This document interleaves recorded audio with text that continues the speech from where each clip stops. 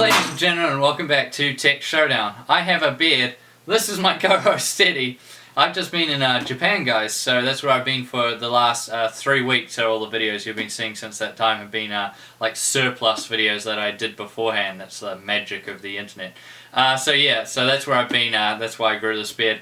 It was a really cool place. I would highly recommend going to it. It was a big culture shock for me coming from New Zealand, just with all the people and a lot of the technology there and everything. But it was really cool, really nice, really hot, by the way. I came from the middle of winter in New Zealand to the middle of summer in Japan. So yeah, that was a bit rough some of the days with like 37, 30, 38 degrees Celsius with like 100% humidity or 90% or higher. It was pretty rough for a Kiwi coming from some pretty cold temperatures. But yeah, so that was a fun trip. But today we're going to do something high-end. An unboxing and overview of this Gigabyte G1 Gaming GTX980 Ti. So I haven't done any non-reference 980 Ti's yet, so that's why I wanted to do this one, and I'm going to be doing a showdown between two non-reference 980 Ti's. So it should be quite interesting. So let's jump into this one then. So look around the back. Nice packaging on these Gigabyte cards. I always quite like it. So if you don't remember, the 980 Ti features the 28nm GM200, -310 GPU, Maxwell GPU. So this is basically a slightly nerfed version of the Titan X GPU. Now memory-wise, there's a similar story. Before we jump into memory, talk a bit more about the GPU. So CUDA cores wise, 2816 CUDA cores. That's down from the 3072 on the Titan X. And memory wise, it's halved. So you're getting 6 gigabytes of GDDR5 memory at 7010 megahertz on a 384-bit memory bus, and that's compared to the 12 gigabytes you get on the Titan X. Looking at the box here, looks very nice. This looks like a really good looking card, I can tell already. Before we look at the card, let's check out what accessories you get with this Gigabyte 980 Ti. So open up the box here, and not much, guys. Pretty minimal. So we just get quick start guide, driver CD with probably have the software on it. Yep. And what's this? Just a 8-pin Molex connection. So not much here, but generally you don't get a lot with the Gigabyte cards, which is, you know, fine. That's alright, I suppose. It's generally why I like Sapphire the most, because you get the most stuff with their graphics cards.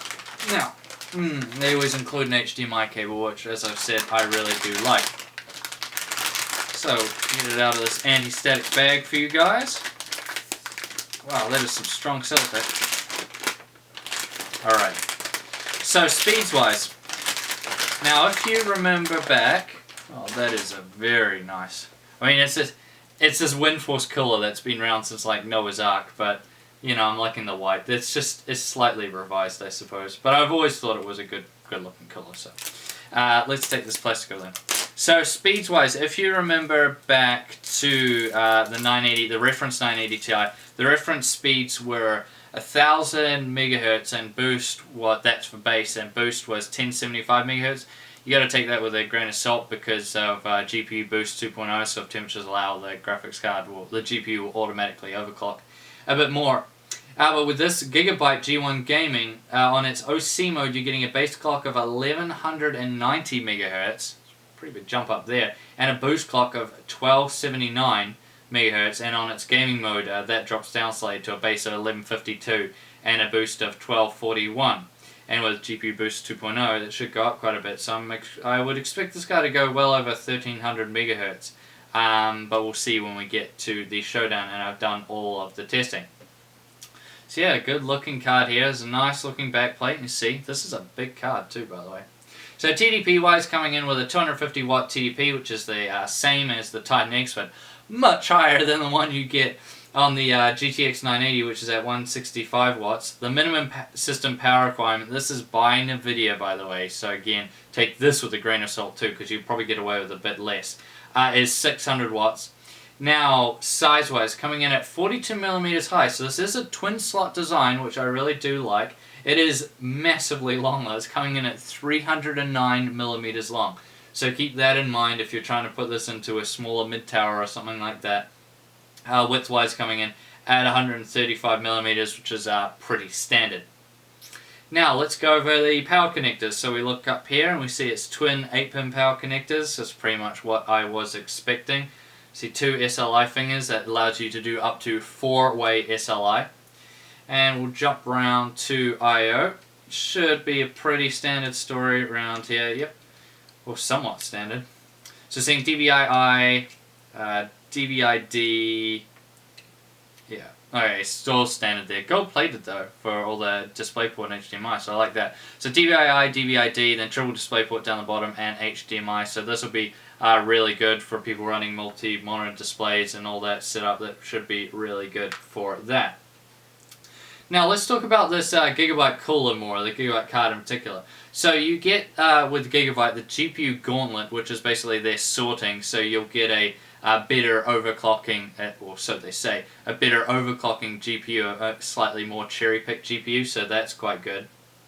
It features their WindForce cooler, which, as I said, has been around for a very long time now. However, they have made quite a few revisions over the years. So it features 5 8mm heat pipes and 1 6mm heat pipe, and they're composite copper, so that's really cool. It features their triangle cool technology, which is quite difficult to explain, but it's just a way of how the air moves and how the heat is dissipated through this cooler. It's a very good design, the way it's done. It's very hard to explain to you guys, but the heat sinks themselves, the way they're designed, it sort of spreads the heat, the air over them very well. So they've updated these fans. They did this last generation or the generation before of the WindForce cooler. So it's not something brand new, but this fan design is very good. They've always been going on about how good airflow you get and very little noise because they've lessened the air turbulence, which is quite good as well. Has their aluminium heat sinks, as I was just explaining, which is really good. The fans turn off, by the way, so you have these 2 lights here which say silent and stop, which I'll go into more detail when we do the showdown. So when these lights are illuminated, the fans will be stopped, so that's when it is below a certain temperature, so when you're just doing casual things, browsing web, all that sort of jazz, the fans will just be completely off. Probably like low requirement games as well, probably like League of Legends and stuff like that. Maybe CSGO even. You can probably get away with it without having, the fans won't even be turning on. Now it also has the WindForce LED like before, however this time you can change the color to make it go with whatever color scheme you have for your particular rig, which is also quite cool. It's featuring the ultra durable VGA, which means lower temperatures, better overclocking, and decreased power switching loss, which is always a nice thing.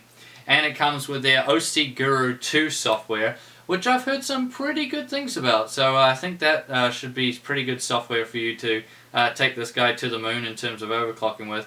And overall, I have very high hopes for this card. I think it will be really good, so it should be quite interesting to be doing the testing with this guy. And as I said before, we'll be doing a showdown between this non-reference 980 Ti against another non-reference 980 Ti. So that's going to about round out this video, but I do have a question for all my awesome fans out there. You guys are great.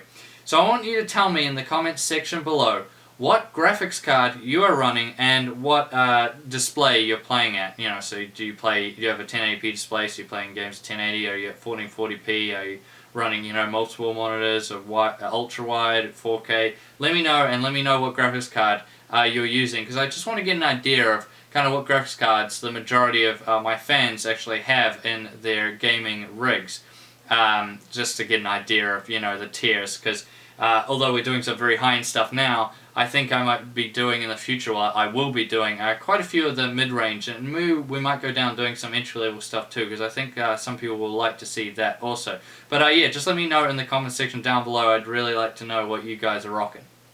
Now, thank you all for watching this video. Please subscribe to Tech Showdown if you haven't already, and like the video. And as always, I'll see you guys next time.